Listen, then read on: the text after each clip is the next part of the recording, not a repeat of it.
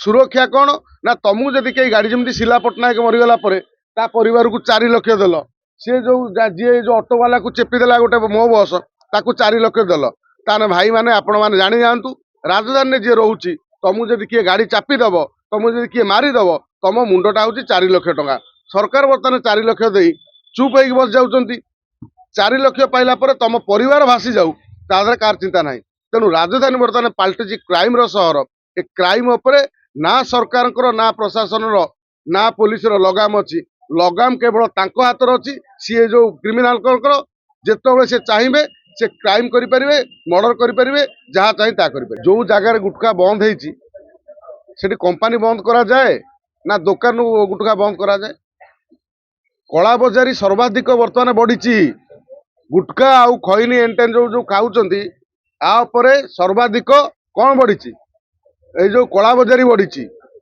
जो माने कला बजारी लोक माने जो माने करती ब्लैक मार्केटिंग से बर्तमान सर्वाधिक टंका से अधिक टंका रोजगार कर बर्तमान आप 5 टंका दे गोटे खाऊले बर्तमान 20 टंकार 3टा लाभवान किए है दुकानी है ना जे ब्लैक मार्केटिंग करुच्ची कला बजारी करुच्ची तार अधिक है कंपानी न बंद करी आपण आसिक साधारण गोटे गरीब खटिकिया लोकटे जे बिकुची परिवार चलिया ताकू मारुचंती कौन ता व्यवसाय को मारदे कर्म को मारदे से बंचार रास्ता देखुना रास्ता पाऊना से कौन करेंगे शुणु प्रथमतः हूँ भुवनेश्वर बर्तमान अशांत सहर पलटि भुवनेश्वर आमे जो आशा करथिले जे नवीन पट्टनायक सरकार गला परे जेतबेले गोटे परिवर्तन है ओडिशा रे बीजेपी सरकार आसिला विशेष करी एठी अपराध उपर कोट ना कोट गोटे रोक लगे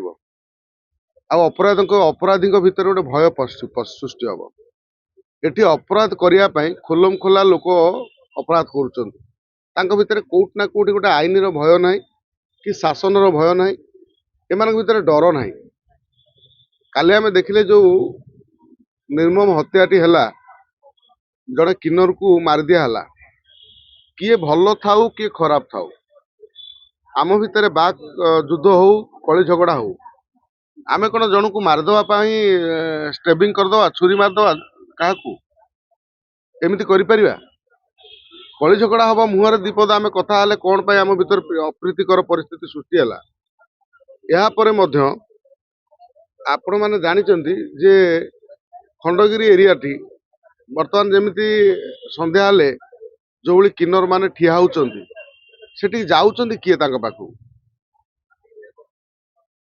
से भली आडप्टेड निशा आडप्टेड व्यक्ति माने सेठी बेसी मालमाल होइकी बुलुचन से जगह एमाने ठिया होचन निश्चित भाव में उचबाच हम जितेबाला गोटे लोक निशा खाईदेव अत्यधिक पाउडर खाईदेव विभिन्न प्रकार मद पीदेव केते प्रकार निशा बर्तमान मार्केट में मिलूँ से कौन कर टिके जदि कौन भूल भाल है से सागे सागे स्टाबिंग करदेव आम गोटे किछि दिन तले गोटे घटना देखी जे पुरी रे गोटे घटना जे गोटे जाइथिले शव पोड़िया को जावा समय रे से 2 जन पैड़ पर आसीथिले 2 जन युवक पैड़ कौन दरकार पड़े शव पोड़ा बेले परे जो शीतला करने माने पोड़ा सरला जो पैड़ पानी कौन ये करती पैड़ पर आसला गोटे लोक से 2 जन कथबार्ता हो जाते जेहेतु से भद्रक गाँव रु जाते बड़ बड़ पार्टी कर कथा होगी जाते गोटे से गोटे युवक थिला से सागे सागे पचारूँ कौन पाई एड़े बड़ पार्टी पार्टी कले कौन असुविधा है सागे सागे कहला रे तू कौन ये कर ना आम एरिया एरिया फेरिया कही कौन सी कहला कहला भाई कौन एमती जुक्ति तर्क है से सागे सागे बेक पाक छुरी मार दौ 2 थर आपण कहले जे ये कहीं ये मात्राधिक निशार कारण एपट्रे आपण कहले मद बंद है ना गुटखा बंद है विभिन्न तमाकू जातीय जिनस बंद है पुणी कहीं आपण तमाकू को पुणी बोधे छाड़देले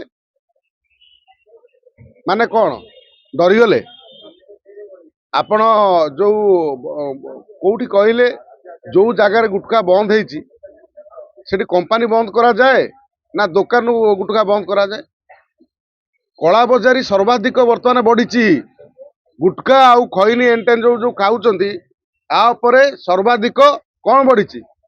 ଏଇ ଯୋଉ କଳା ବଜାରୀ ବଢିଛି।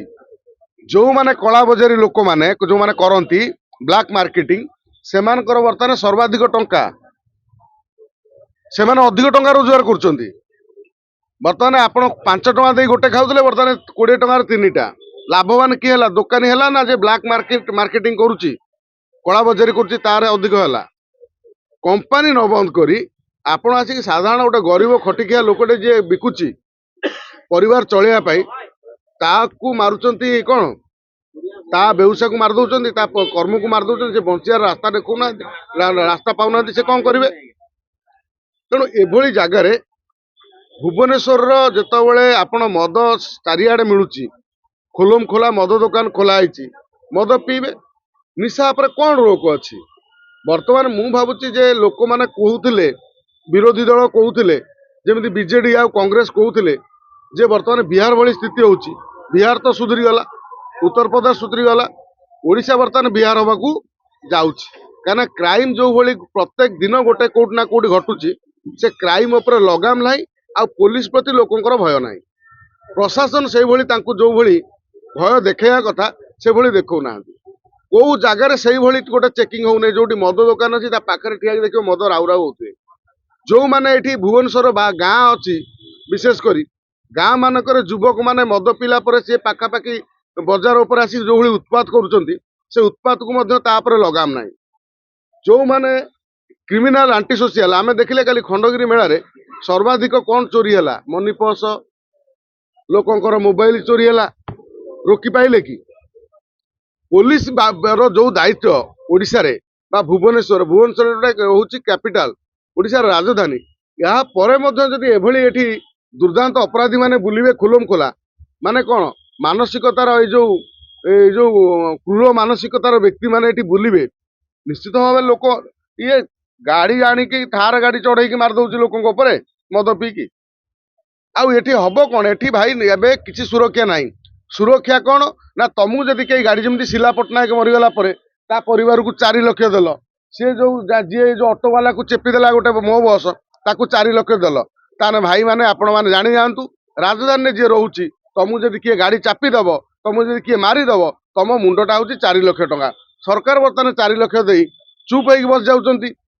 4 ଲକ୍ଷ ପାଇଲା ପରେ ତମ ପରିବାର ଭାସି ଯାଉ, ତା ଦେହରେ କାହାର ଚିନ୍ତା ନାହିଁ। ତେଣୁ ରାଜଧାନୀ ବର୍ତ୍ତମାନ ପାଲଟିଛି କ୍ରାଇମର ସହର। ଏ କ୍ରାଇମ ଉପରେ ନା ସରକାରଙ୍କର, ନା ପ୍ରଶାସନର, ନା ପୋଲିସର ଲଗାମ ଅଛି। ଲଗାମ କେବଳ ତାଙ୍କ ହାତରେ ଅଛି। ସିଏ ଯୋଉ କ୍ରିମିନାଲଙ୍କର ଯେତେବେଳେ ସେ ଚାହିଁବେ ସେ କ୍ରାଇମ କରିପାରିବେ, ମର୍ଡର କରିପାରିବେ, ଯାହା ଚାହିଁ ତାହା କରିପାରିବେ।